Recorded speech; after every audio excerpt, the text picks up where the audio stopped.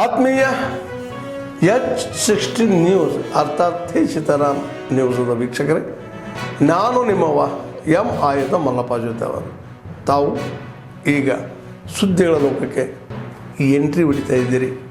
ಈ ಸುದ್ದಿಗಳನ್ನು ಪ್ರತಿಯೊಂದು ನೋಡೋ ಜೊತೆಗೆ ನಿಮ್ಮ ಅಭಿಪ್ರಾಯಗಳನ್ನು ಹಚ್ತಾ ಇರಿ. ಯಾಕಂದರೆ ಈ ಸುದ್ದಿಗಳು ನಿಮಗಾಗಿ, ನಿಮ್ಮ ಬದುಕಿಗಾಗಿ, ನಿಮ್ಮ ವೈಚಾರಿಕೆಗಾಗಿ, ನಿಮ್ಮ ತಿಳುವಳಿಕೆಗಾಗಿಯೂ ನಿಮಗೂ ಗೊತ್ತು. ಜೊತೆಗೆ ನಮಗೂ ನಿಮ್ಮೊಂದಿಗೆ ಇದೊಂದು ಮಾತಾಡುವಂಥ ಜೊತೆಗೆ ಸುದ್ದಿಗಳನ್ನು ಬಿಡುವಂಥ ಕೆಲಸ. ಈ ಕೆಲಸದಲ್ಲಿ ನಾವು ನಿಮ್ಮೊಂದಿಗಿದ್ದೀವಿ ಅಂತ ಹೇಳ್ತಾ ನೋಡ್ತಾ ಇರಿ ಈ ಸುದ್ದಿಗಳನ್ನು.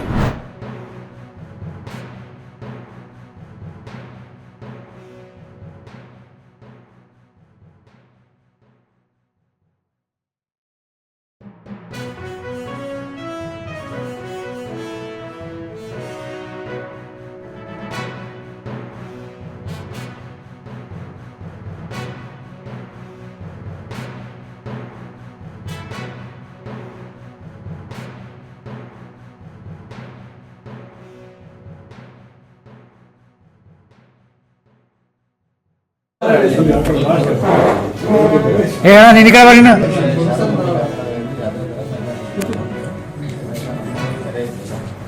ಅಲ್ಲಿ ಒಂದೇನು ಜಾಗ ಇತ್ತು ಕೆರೆಯಲ್ಲಿ ಈ ಕಡೆ ಸೈಡ್ ರೋಡ್ ಪಕ್ಕದಲ್ಲಿ ಅದರಲ್ಲಿ ಈಗ ಜಾಗ ಇತ್ತು.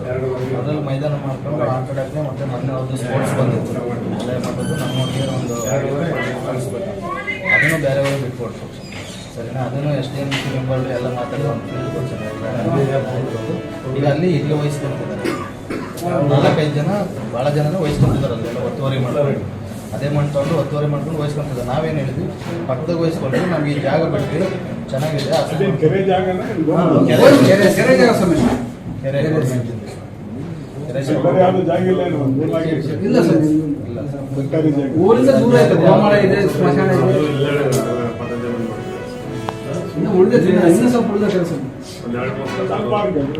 ದೂರ ಊರಿಂದ ಒಂದು 200 ಕಿಲೋಮೀಟರ್ ಹೋಗ್ಬೇಕು. ಇದಂದ್ರೆ ಒಂದು 200-300 ಕಿಲೋಮೀಟರ್ ಖಾಲಿ ಮಾಡಿಸ್ಬೇಕು ಸರ್. ಮುಂದೆ ಖಾಲಿ ಮಾಡಿಸ್ಬೇಕು. ಅವ್ರು ಏನು ಹೇಳ್ತಿದ್ದಾರೆ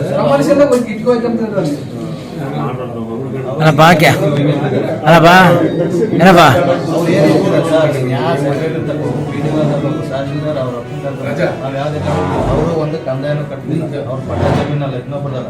ಎಲ್ಲರಿಗೂ ಅನುಕೂಲ ಆಯ್ತು. ನಮಗೂ ಆಡಕ್ಕೆ ಅಧಿಕಾರ ಇಲ್ಲ ಅಂದ್ರೆ ನಾವು ಆಡಲ್ಲ. ಅವರು ಮಾಡ್ಬಾರ್ದಲ್ಲ ಕೆಲಸ. ಅಲ್ಲಪ್ಪ, ಕೆರೆಂಗಲ್ ಇಟ್ಟಿ ಹೋಯ್ತಾರಪ್ಪ, ಕೆರೆಂಗಲ್ ಇಟ್ಟಿ ಹೋಯ್ತಾರೆ, ಅಲ್ಲೇ ಹೋಯ್ತಿದ್ದಾರೆ. ಅದೇ ಮಂಟ ಅಲ್ಲೇ ಹೋಯ್ತಾರೆ, ಅಲ್ಲೇ ಮಾಡ್ತಾರೆ.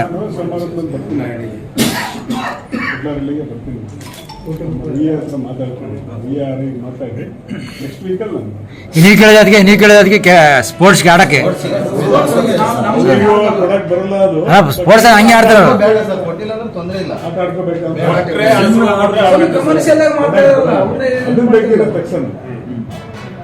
ಇವರೇನೋ ಒಂದು ದಿನ 2 ದಿನ ಮಕ್ಕಳು ಆಡಿ ಸುಮ್ಮನೆ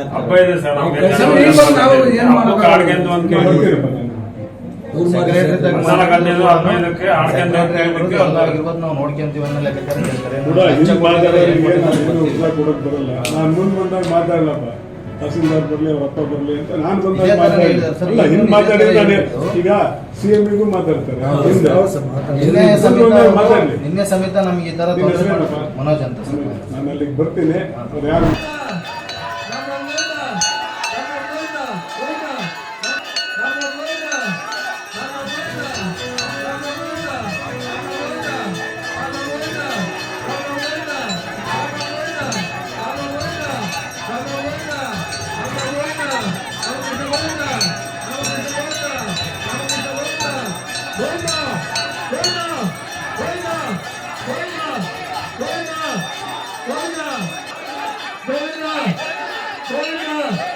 Govinda!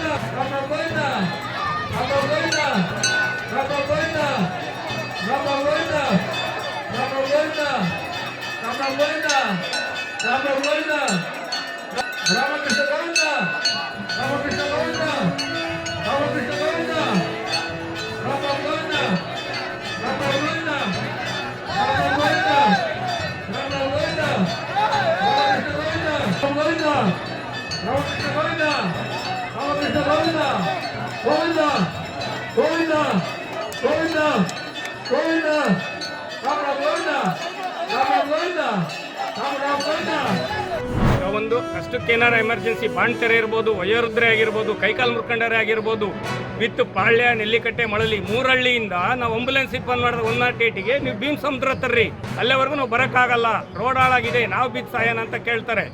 ನಾವು ಇದಕ್ಕೇನು ಮಾಡಬೇಕು? ಯಾರ ಹತ್ರ ಹೋಗ್ಬೇಕು? ಇದೆಲ್ಲ ಪರಿಹಾರ ಯಾರು ಕೊಡ್ತಾರೆ ನಮಗೆ? ಜೀವಗಳು ಹೋದ್ರೆ ಏನು ಮಾಡ್ತಾರೆ?